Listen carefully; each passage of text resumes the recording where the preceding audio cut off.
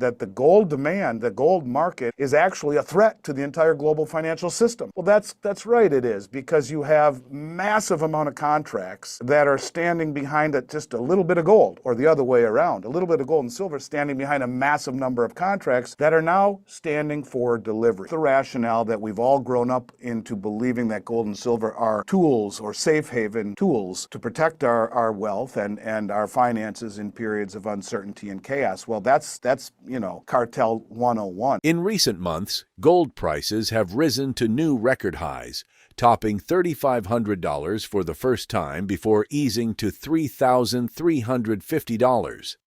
Silver prices have also been growing in tandem, peaking at above $37 per ounce, but remaining well below its twin highs from 1980 and 2011. Gold prices have recently experienced fluctuations following a surge amid escalating tensions in the Middle East. With the United States announcing a ceasefire between Iran and Israel, the demand for gold as a haven has diminished.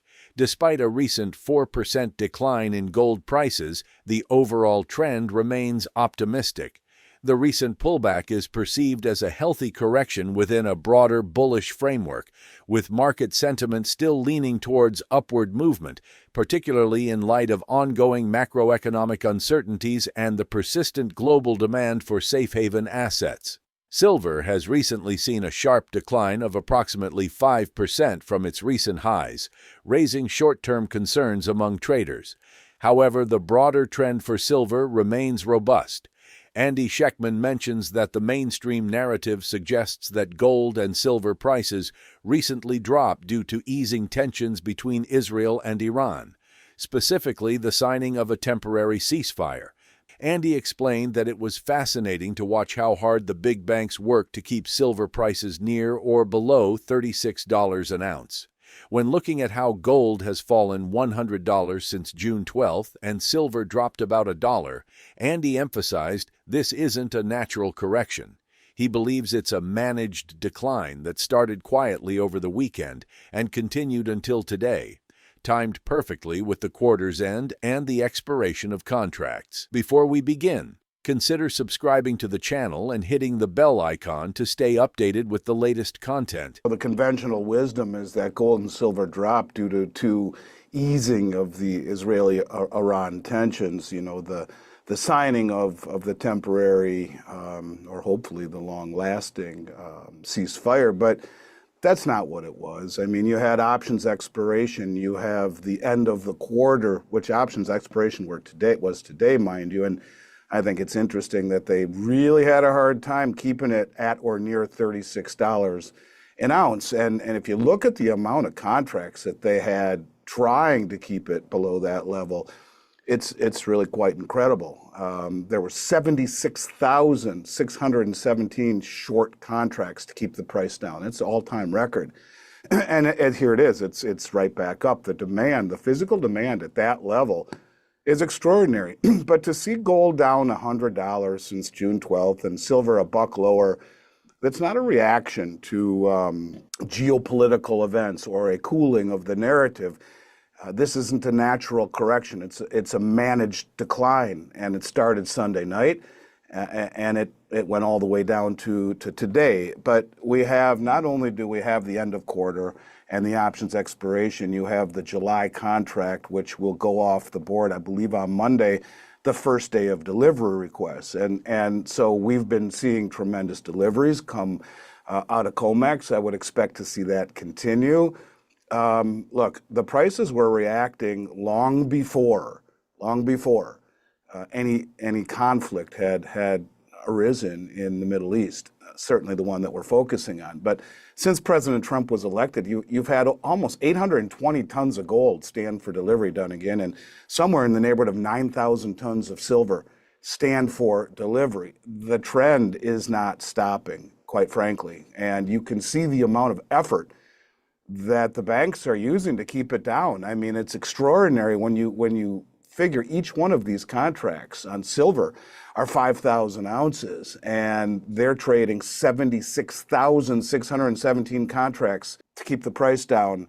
That reeks of desperation, and it reeks of stupidity, if you ask me, because you have, I think that how well gold and silver have held up through all of this is noteworthy, to say the least. So yeah, I'm actually quite surprised and quite optimistic that this correction is behind us, and that the amount of effort needed to hold it down is something that has to have the banks on their heels and very concerned. The exchanges, that's the physical liquidity upon which this entire house of cards is based. And if you're pulling the liquidity out because it's standing for delivery, that's a problem. What you see in many cases is what's called a short squeeze, where the traders do not have the ounces of gold that standing behind the contracts that they have. And so they have to rush to get it in order to cover. That represents a short squeeze. So it is the buying of the central banks. It is the buying of the sovereign wealth funds. It is the buying of the biggest money in the world,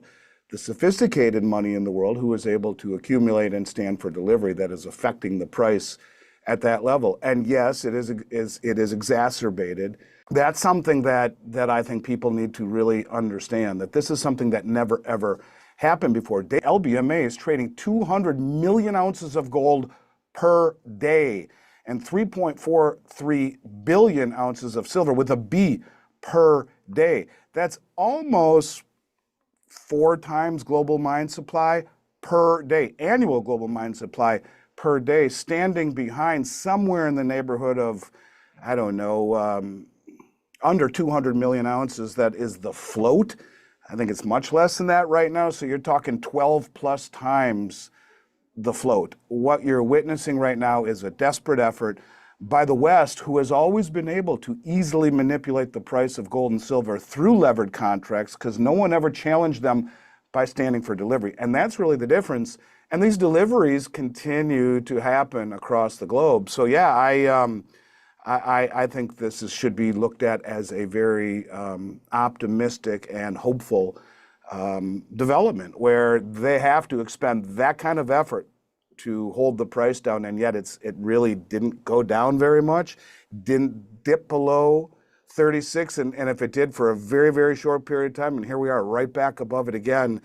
I wouldn't want to be as stupid and irresponsible as these banks are, having that kind of a short position in an environment where much of the world is challenging it through delivery. So yeah, it's to his question, I think a lot of it is short covering, but it's short covering because these players, whether it be central banks or sovereign wealth funds, are standing for delivery. That's what's different. The Israel-Iran conflict has drawn attention away from Trump's tax and spending bill, which is making its way through Congress. While the House and Senate versions have key differences that need to be reconciled before they can become law, the bill's fiscal impact is still expected to add trillions of dollars to U.S. deficits in the coming years. That has raised concerns about the sustainability of U.S. debt and global demand for the flood of Treasury bonds that will be issued to finance the deficit. And amid Trump's trade war, the U.S. dollar, traditionally viewed as a haven asset, has suffered as well, slumping against other top currencies and providing more upside to gold. Central banks around the world have dumped $48 billion in treasuries since late March alone. At the same time, central banks continue to buy gold, a trend that began years earlier. A recent survey by the World Gold Council found that geopolitical instability and potential trade conflicts are the chief reasons why central banks in emerging economies are shifting toward gold at a significantly faster rate than those in advanced economies. Andy Schectman questions whether this collapse in demand for U.S. debt is happening by accident or design. He wonders whether the government is intentionally allowing the system to collapse in preparation for a financial reset. The signs are everywhere: collapsing trust in debt markets, central banks buying gold by the fistful, and physical metals being drained from the system while paper markets desperately try and fail to conceal it. Short the price on COMEX, which is the price-setting mechanism of the globe, and then buy around the globe instantaneously off of non-price-setting avenues, so that you use the paper price the same way the West is. The West has been using it to support the illusion of a strong bond market, a strong currency, and a strong system. It's an illusion. The East has been using it to accumulate. And I think now they realize, well, let's just accelerate that. So we'll suppress the price on paper, and we'll stand for delivery in London. We'll stand for delivery in every non-price setting or price-affected venue that we can. And then we'll go around and buy all the doré and the concentrate, to your point, at subsidized prices and completely disintermediate the market. So yes, that's exactly what is happening. And it's happening at the same time as they're shedding treasuries. They're shedding treasuries and using those proceeds in an attempt to accumulate commodities, which are acting in many ways very much like a treasury. They are safer, they are producing greater returns, they're removing counterparty risk. And I think that's really the most important thing, is that now you have to see historic buybacks, bond buybacks by the Treasury, two $10 billion bond buybacks, marking the largest ever.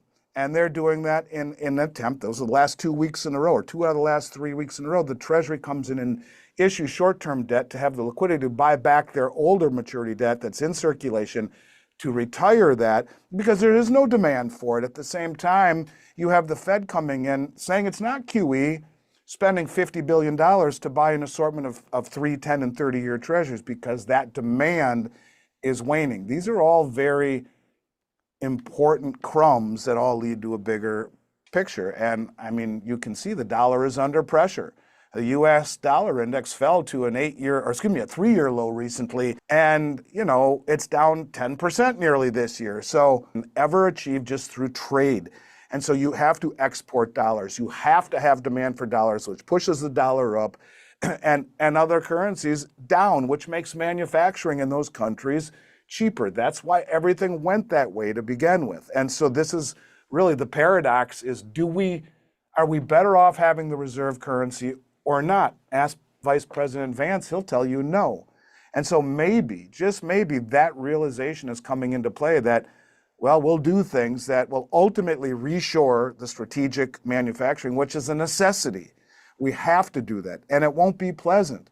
But do you want to do it and fall on the sword for our own mismanagement and terrible fiscal and monetary policy? Or are they doing these things like tariffs that are actually sanctions masquerading as tariffs, doing things like trying to balance the budget, trying to bring in Doge, who finds $90 billion of waste, but that's 38 hours of spending by the government. That's nothing. And yet we're going to have another $2.5 trillion deficit. It's like the third largest, and I don't know how long. So the point of it is that our fiscal irresponsibility under this administration is growing. It's not falling. And so these things that we see, you have to question. And again, I'll go back to what I've said before. If you don't question, and I voted for President Trump, and I thank God he's here. I can only imagine how awful it would be under the Harris regime. But you have to wonder, you have to question everything, because if you don't, you've learned nothing over the last 4 years, where much of what we're learning was a lie. And that's not conspiracy, that's truth. And so, yeah, I wonder sometimes, is this administration continuing this thread of trying to lose ultimately the reserve status, because it will make our country stronger, perhaps, after a reset? And that's the piece that people need to keep in mind, is yes, having the reserve currency has been an exorbitant privilege. We've pushed the indebtedness and the interest rate suppression so far that now it's a hindrance. And so you want to bring this stuff back. You want to bring back manufacturing. You want to, 60% of the country doesn't have a college degree. So what are we going to do? We need to bring that stuff back. Well, how do you do it? Well, you get into the greatest depression of all time. Do you find a villain? And that's the villain. I'm not saying that's what I believe. I'm just saying that a lot of the decisions that are being made seem to point in that direction. But whatever it is, I think that to expect this to be smooth sailing and green shoots moving forward over the next couple of years is insanity. I expect it to be very volatile in all aspects of investing, in all aspects of finance, not just precious metals, and maybe even further into political, geopolitical, societal, spiritual, the whole 9 yards. And at the end of any long-standing system, that's what you can expect to see. And I'd also say one thing. One of the things that you would expect to see towards the end of the dollar is greater use of the dollar, right? And that's what we are seeing. The dollar is being used much more. Why? Because good money is is they're buying assets, right? You store the good assets, you use the bad money, which is currency. It's like in with the old, that being treasuries and dollars, and in with the gold, in with cryptocurrencies. And that's what you're seeing, a lot of dollar use. But what is that dollar being used for? In my mind, at the highest level, it's being used to de-dollarize. And that's the confusing thing for people to understand. One of the things that I plan on talking about much more is how this works into the dollar milkshake theory, which we are seeing perhaps that starting to fray as well. And we won't talk about that tonight, but soon that's something that I do want to talk about, because I think this all plays into ultimately where we're heading, and that is to a monetary reset, which I do believe we are in the midst of right now. It's not that bang, it's the slow, methodical, where the dollar goes out with a whimper, not a bang. And maybe that's where we're going right now. But yeah, the final chapter has not been written, not even close. Gold and silver have recently experienced significant price fluctuations, initially soaring to record highs before retreating amid shifting geopolitical narratives and financial market pressures. While the mainstream attributes the decline to the Israel-Iran ceasefire, deeper forces are at play: massive fiscal deficits, mounting U.S. debt concerns, and the aggressive selling of U.S. treasuries by global central banks. In contrast, those same banks continue ramping up gold purchases. This pattern highlights a broader shift away from reliance on the U.S. dollar and debt-based assets toward tangible commodities, such as gold and silver. The financial system appears increasingly fragile, with growing signs that the cracks in the paper-based market structure are becoming harder to conceal as physical demand rises and trust in traditional financial instruments steadily erodes. How prepared are you if the economic system faces a major reset shortly? Feel free to share your thoughts in the comments. If you found this content helpful, give it a thumbs up and remember to subscribe to stay updated.